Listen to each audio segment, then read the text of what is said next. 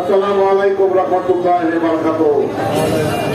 প্রথমে আমি গভীর শ্রদ্ধার সাথে স্মরণ করছি এই স্বৈরাচারী সরকারকে হটানোর জন্য বৈষম্য বিরোধী ছাত্র জনতা যাদের বুকের তাজা রক্ত দিয়ে রাজপথ রঞ্জিত করে এই দেশকে একটা স্বৈরাচারী মুক্ত স্বাধীন দেশ হিসাবে প্রতিষ্ঠিত করেছে, তাদের আত্মার মাগফিরাত কামনা করে আমি আমার বক্তব্য শেষ করব।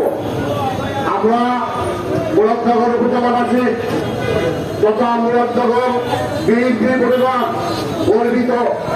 আমাদের মাঝে আমাদের সোনার মানুষ গায়কওয়াদ এখনো বেঁচে আছে। আমরা গর্বিত আমাদের মাঝে আমাদের মানব বিরোধী গায়কওয়াদ এখনো বেঁচে আছে।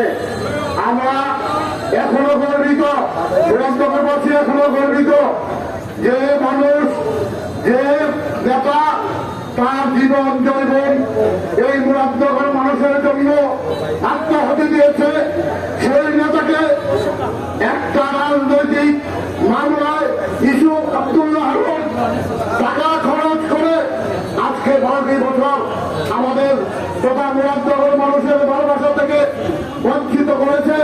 যে মানুষ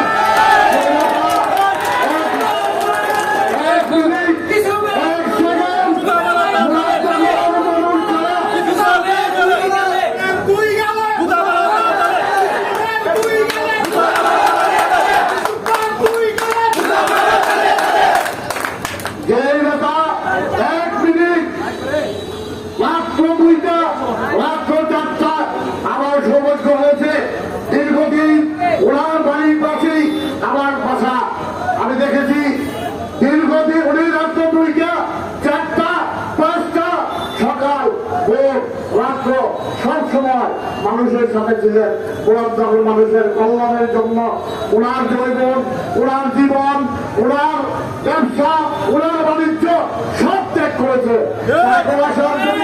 মুরাদনগর মানুষের ভাগ্য উন্নয়নের জন্য না করে ওনার নিজের পরিবারের জন্য, ওনার পরিবারের জন্য ব্যবসা বাণিজ্য করতেন, তাহলে বাংলাদেশের উনি 1 নম্বর বড় থাকতেন।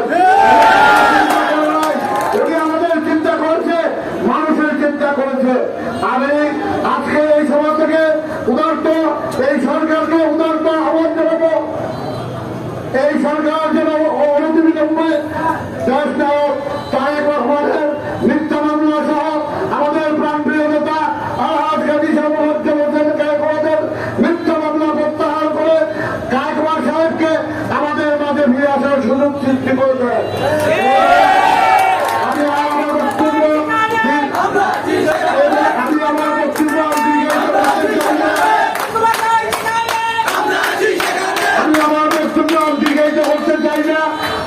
আমি পরিশেষে একটি কথা বলবো যে গায়কওয়াদ সাহেবের যে দেশের আমাদের বিজয় এখনো আমরা শরীয়তের মুক্ত হয়েছি বটে, কিন্তু আমাদের বিজয় এখনো আসেনি।